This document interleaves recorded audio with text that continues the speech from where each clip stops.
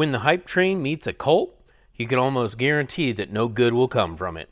I'm Chris with jerry'soutdoorsports.com, and let's get into the CZ P10.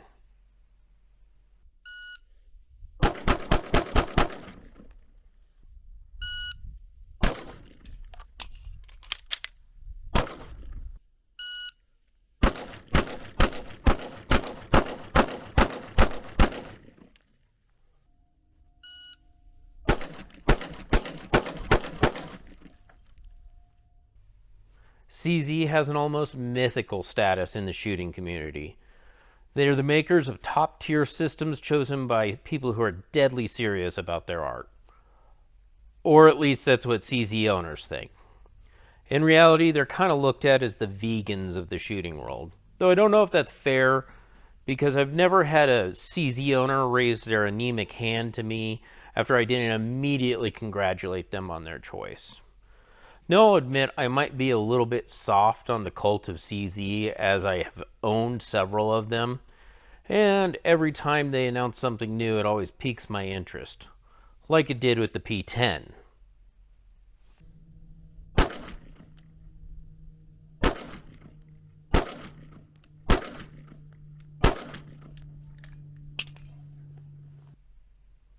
The P10 was the chosen one.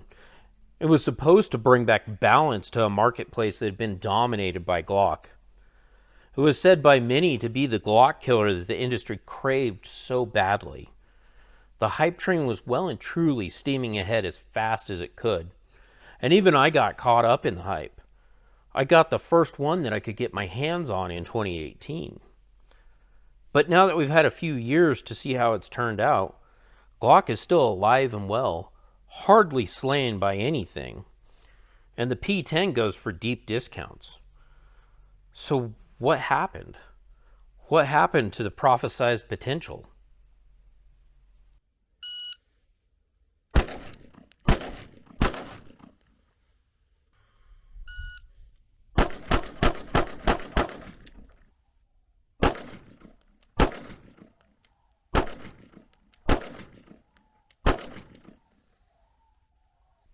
The P10 F is the full-size version that is pointed directly at the heart of the Glock 17. It has a 4.5-inch barrel and boasts a 19+1 capacity.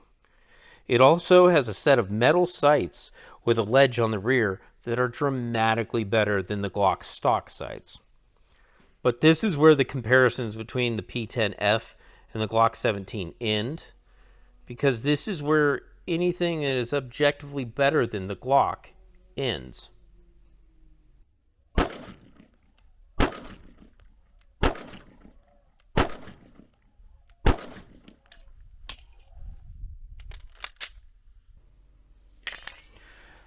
The magazines on the P10 are long, and while that extra capacity is nice, it leaves about 3/4 of an inch of frame below your hand, even if you have a really wide palm like I do.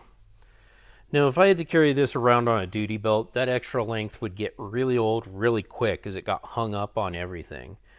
And sitting in a patrol vehicle all day would be near unbearable. While I was doing a speed reload, I actually managed to get the worst magazine pinch of my life. And the first time I've actually ever gotten it on my support hand. It was probably because I'm used to running frames that are shorter and I didn't open my palm fast enough during the reload. But it was still frustrating. Yeah.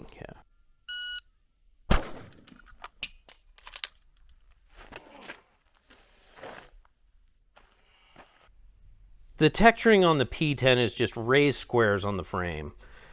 The front and back straps are prominent enough that they may cause discomfort for some shooters, but the texturing on the sides is just there for aesthetics. If you're assuming a normal shooting position with the meaty part of your hand up along the side, it's completely slick. This is in desperate need of a true stippling job. That just offers no traction at all.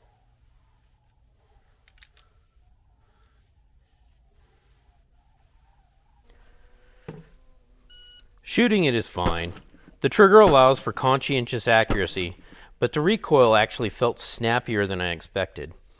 Precision drills on the Pro Shot Maximus skill drill targets were pretty rewarding with how good the trigger was, but speed drills were a different story. Once I figured out my support hand was just along for the ride because of the pathetic side texturing, I was able to get splits down to quarters of a second and keep them all in the 9 ring, but proper texture so the support hand can be a team player would have made this way easier to achieve. The slide has both front and rear serrations. It could really stand to be a bit deeper and wider, particularly if using gloves and God forbid the slide gets wet or muddy. The trigger can't decide if it wants to be flat-faced or curved, but it does have a good trigger pull. That is when the blade safety actuates fully. I found the trigger could bind when the safety didn't fully depress on the trigger, even when there was plenty of the pad of my finger on it, and it would result in a hard slip or just a completely dead trigger. The trigger was honestly great when it worked as advertised. It broke at a consistent 4.5 pounds. It starts with a smooth 6 millimeters of take-up. Then it finds a singular wall that breaks clean with around 3 to 4 millimeters of over travel. The reset is about 5 millimeters. But that reset is a little more subtle than I'd like under live fire, but still leagues better than that of the Smith & Wesson M&P 1.0. Hot brass. The mag release is on the small side, but placed in the right spot and raised enough that you don't hump for it. The ambi slide release is a weird slab ordeal that has serrations, but could stand to be wider. With gloves, this will be a problem.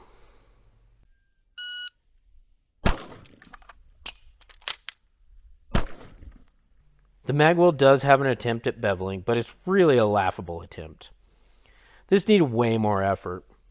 On the back side of the magwell, there is a partition that is perfectly sized to hang up on the rim of a 9mm shell that with some proper beveling would be a complete non-issue. The lip on the back is this just wide enough to where that the rim of the 9mm actually caught on it. There is an exterior bevel to ease ripping out a stuck magazine, but again, this is half-assed and the bevels are minuscule at best. Now, years after hype got me into my first P10, I remember why I was so underwhelmed by it. And I also remember how sad I was that I sold a great CZ, my SP01, for a middling CZ. When the P10 came to market, it was going for $500 to $600. Now you can find them for $350 to $400. And if you get an optics ready one, well, then you have to buy the optics plate from CZ or another aftermarket manufacturer.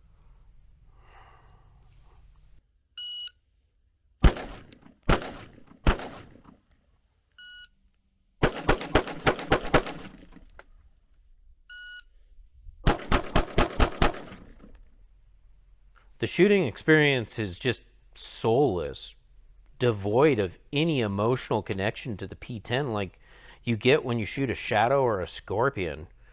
It's like getting that gift that you begged Santa for under the Christmas tree, only for it to sit there indefinitely after Christmas break is over. Or more recently, like playing Starfield on day one.